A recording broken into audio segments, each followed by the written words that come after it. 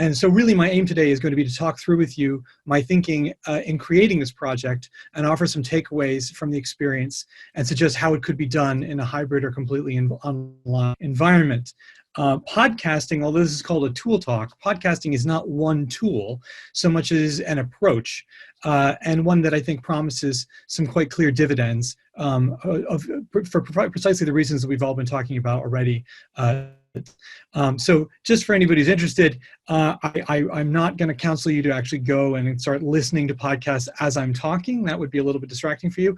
But the podcasts in question for this course can be accessed both on soundcloud.com at Crusader States Podcast and at the course site, which is crusaderstates.org/podcast. Those links will be provided with everything else, but I just wanted to let you know you can listen to them and see what I'm talking about. Okay, so podcasting. So podcasting is a popular medium, unlike a lot of the things that we deal with in our teaching. It's episodic spoken word, downloadable digital audio programs, and it's having its moment right now. According to the digital media rate on the infinite dial, a larger and larger proportion of the U.S. public accesses streaming content every year. Year on year, a growing proportion of people report listening to podcasts in the past month. It's gotten up to about 32% of the U.S. population by the end of 2019. And over time, that audience has also become increasingly diverse. But the key feature actually for me is age, because that is relevant to us, some of whom would find ourselves in the maybe rightermost brackets of that graph on the screen, but the people we're talking about sometimes are in the lowest bracket. And that is to say that there's a large number of people under the age of 24 listening to podcasts. The average podcast that someone who listens to podcasts is 7. So people are listening to a variety. And that really speaks to the fact that podcasting is associated with a wide variety of formats and topic areas. And this has already been identified, and the promise of podcasting has already been identified comprehensively in K through 12 education, where it's used as a content delivery system to students, and it's also used as an assignment. Both the New York Times and the New York City affiliate, WNYC, ran national podcast competitions for students in grades 5 to 8 and 9 through 12. And WNYC, for instance, is a New York radio station, had 1,580 schools participate. That was 25,000 students podcasted for them.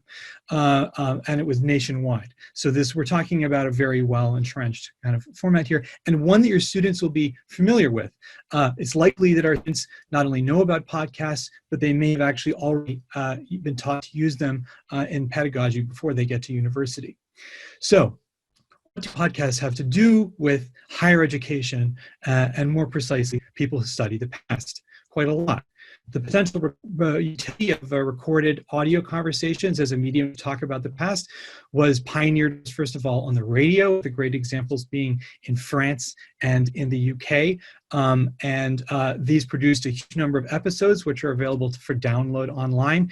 And I also put this up in the title of my slide. I want to point out, for anybody who's panicking about demands for asynchronous content for their courses, go check out the website of the BBC History Show In Our Time, which is a group of 3 historians or experts, some of them drawn from a variety of fields, discussing particular events, particular sources, particular questions with a host, and making their knowledge, making their scholarship available to people in the public domain. This was really the drive, both of the French and the British project.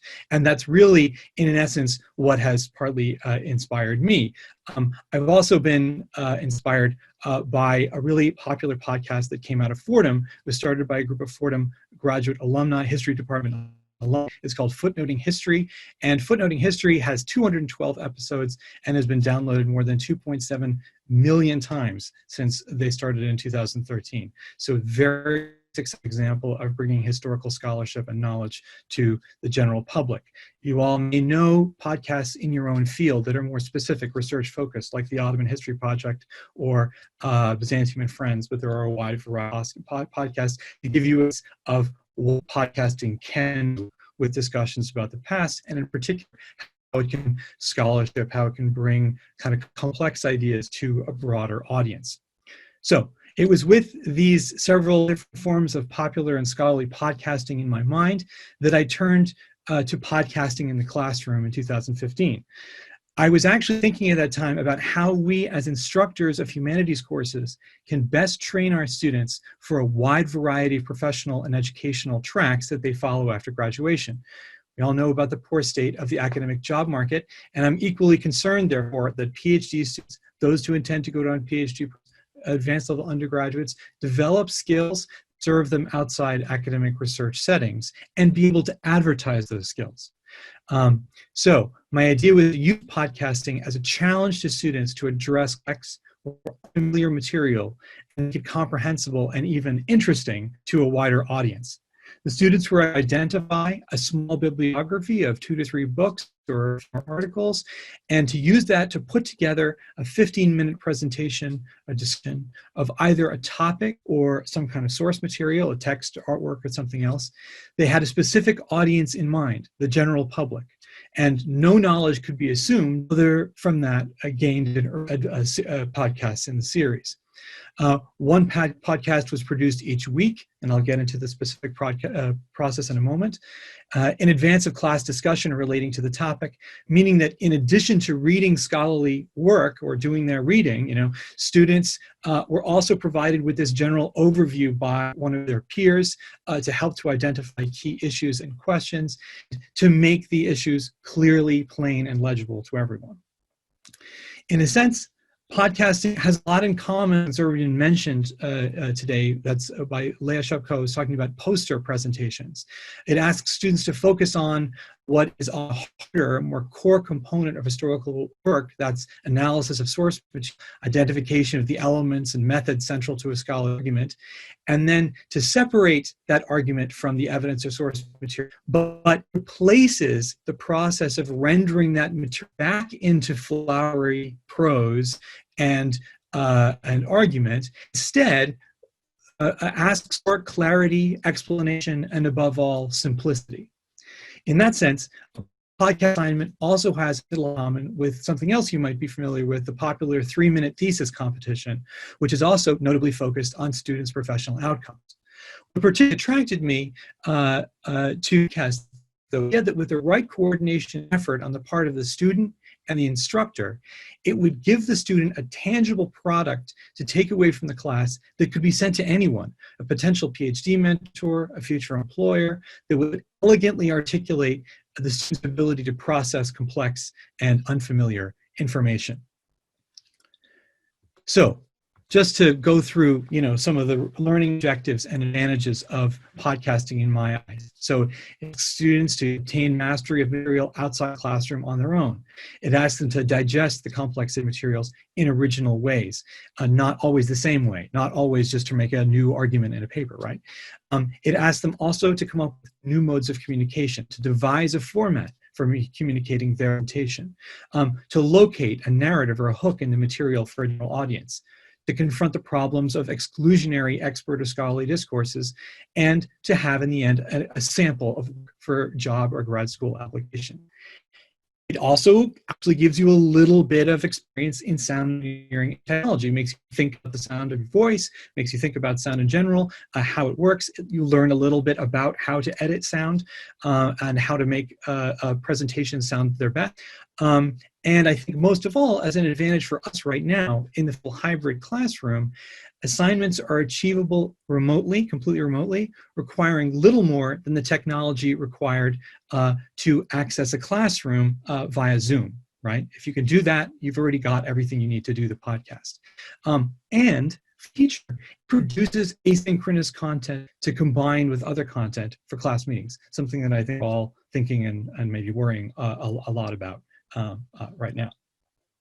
So, more than the two-dimensional space of a poster presentation, and more even than other online platforms like websites, podcasts provide a great deal of room for creativity, originality, and a unique kind of intimate engagement with the listener. Students who could and did explore a wide, students in my course did explore a wide range of formats, incorporating digest, analysis, commentary, interviews, debate, and correspondence formats. They used ambient field recordings, and they used deeply personal narratives relating the topics and the material they were reading to their own lives and experiences as they were sitting contemplating it in their own space at home.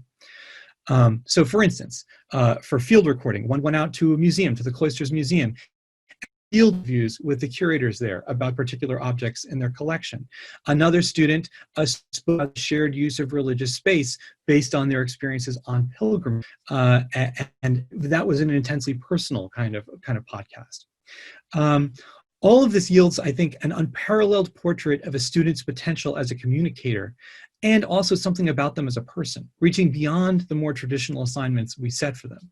It frees students who might dread in-class presentations, but embrace the opportunity to speak about their work either at home or in a different environment. Moreover, I think podcasting is particularly compelling for medieval studies because it involves explaining or relating the unfamiliar, which is a key component to our challenge. The interview or debate allows students to explore competing perspectives collaboratively with each other. A narrative or confessional style of podcasting allows them to relate what connection they have made with the material. So practicalities. How does this work in practice? At the beginning of the semester, or I guess ideally maybe a little bit before, students were matched up with topics or given suggestions or starting points for material and given an introduction to the mechanics of podcasting. There are many, many guides to podcasting on the internet, thousands of them. They usually begin, they're so simple, they usually begin with this question, what do you want to say? That's as much you have to worry about. They get into suggestions about microphones. I tried a variety of approaches to do with microphones, but what I'm going to tell you right now is you don't need any fancy equipment to distribute. You don't need to do in a studio. At the end of the day, any smartphone or computer that has the ability to join a Zoom meeting has the ability to record a podcast. Software for recording is usually free. Sometimes, and this is in the case with Apple's GarageBand, it comes with a laptop or PC. Another popular free app that works with many operating systems is Audacity. In the case of smartphones or iPads, there are many free apps available that download. My favorite one is the Voice Record app for your iPhone. You can make a podcast on that. The quality of recordings then, forget all the fancy microphones, is as much to do with how and where you're recording. Ideally, a quiet or small place with sound absorbing material. Now that was an interesting challenge for our graduate students at Fordham, many of whom lived in apartments in the Bronx.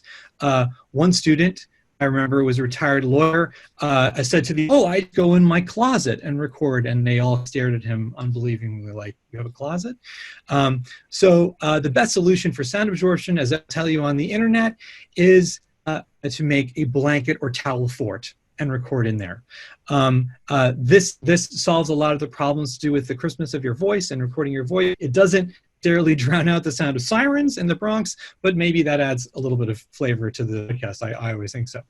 In the case of a phone interview or an internet interview or a field recording, of course, that becomes unimportant because in fact, part of the engagement is the sound of the communication you're doing. For students then, the basic setup is really quite simple. Students submitted to me the week before an outline or podcast or transcript of the podcast for review. Some students will produce complete scripts. Some talk a little bit more off the cuff, but still have to produce outlines, mark them up, and send them back with suggestions. They record the podcast, reading their script or talking through the podcast, so they're in their blanket fort with their device. My advice to them was to keep the recording running and keep talking. So if they felt uncomfortable with anything they said or they felt they stumbled over their words, just say it again in order. Because the next thing they're going to do is take that and put it in a sound editor. Now that you can use GarageBand or Audacity on the PC or on a laptop. Once the recording is there, you can edit.